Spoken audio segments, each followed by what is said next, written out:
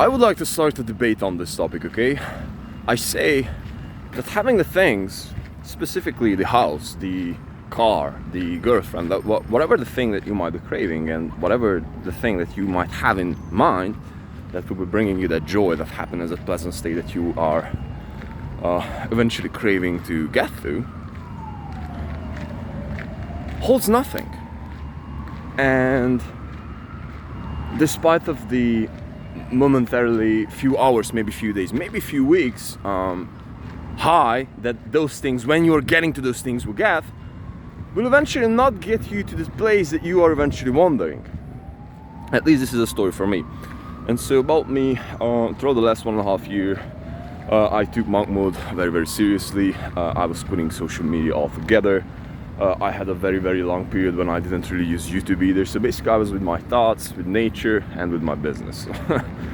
And above that, I was pretty much staying away from any kind of, I would say instant gratification, because perhaps that makes more sense, but we can also phrase it as pleasure. So this is about me in a nutshell. And so what I've got to realize is that there were many days, and there are many days, have been many days, when I just simply woke up and I just felt that, hey, I have to leave this town. Hey, I need friends now. Hey, I need this. Hey, I need that.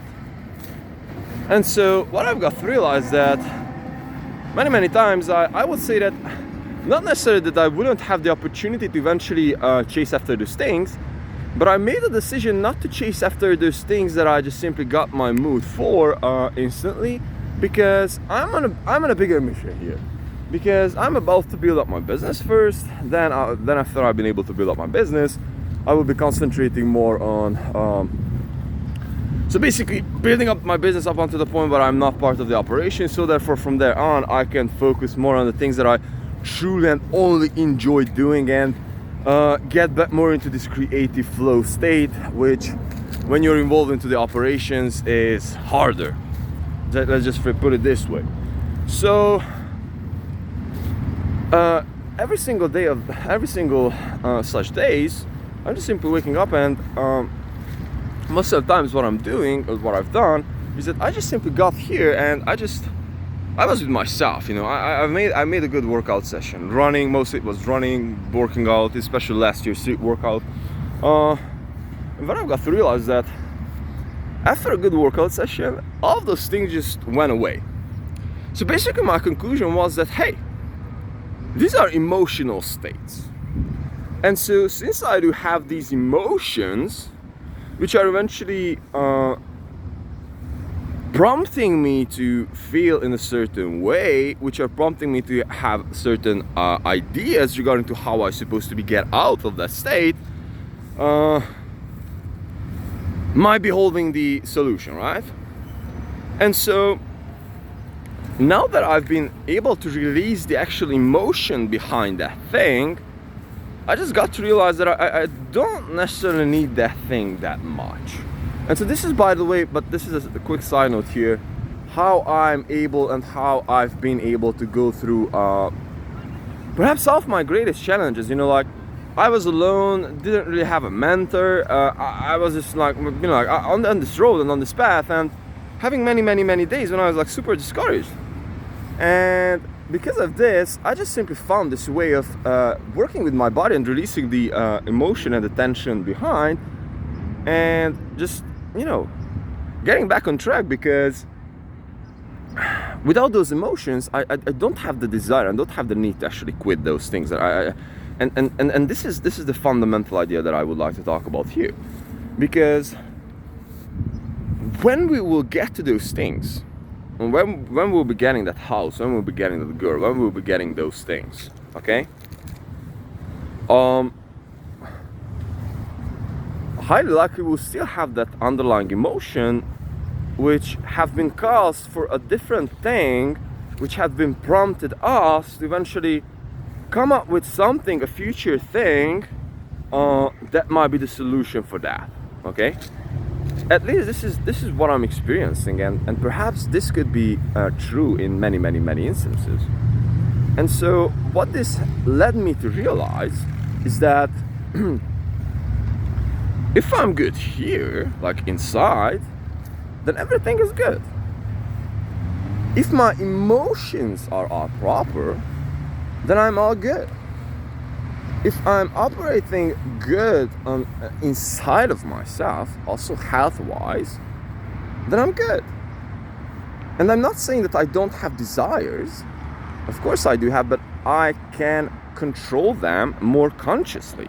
Meaning that, hey, I know that I'm feeling, so for example, today I woke up that, hey, I'm feeling lonely.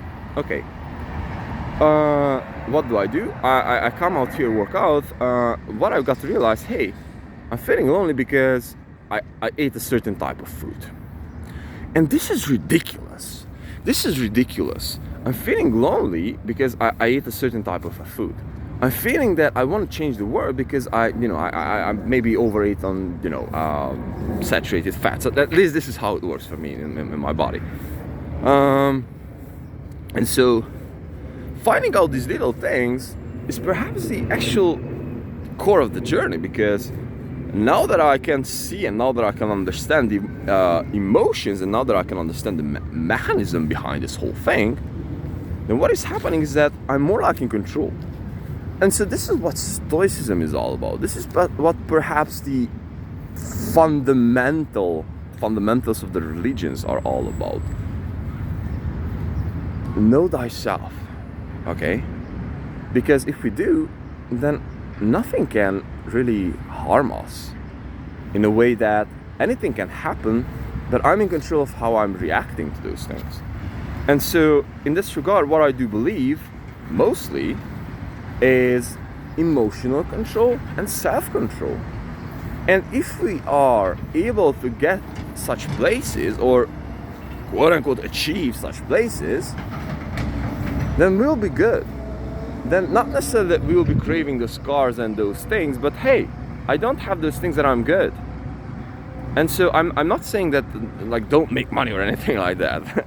Or like money is bad, or like relationships is like that would be like the biggest BS. Like this is what I was believing in the beginning of the journey. Like, hey, those things might be not good or so on. So no, it's like, man, have your desires, but pick your desires consciously and own them, and go after them because you really have a deep meaning attached to that thing, not just because you might be running from a negative thing. You might have a super great positive thing attached to that. Who knows?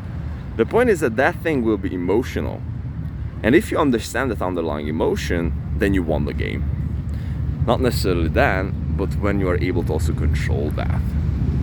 I don't mean that 100% of the instances, but as much as you humanly possibly can, and that's where self-mastery begins. Yes. So these are some quick ideas, because today morning I felt like super lost, despite the this is beautiful Saturday. Business is going. I've been able to close my first client this week. I've been able to close one client with a contract this week, and another one is like super hot in the pipeline. It's just like I have 2 meetings today. Yesterday it was a super prosperous and blessed day. I got a chance to have a great conversation with someone, so on and so forth. So, but still, I was feeling like a piece of shit. This is why. Emotions. Why? Digestion. Okay. This is the thing that I wanted to share with you, and if you're in such places, then don't try to just change the world or something like that. Just figure out the emotions, man. Like that's your job. Like, figure out the emotion, what caused that, and hey, how can I control this thing? Love.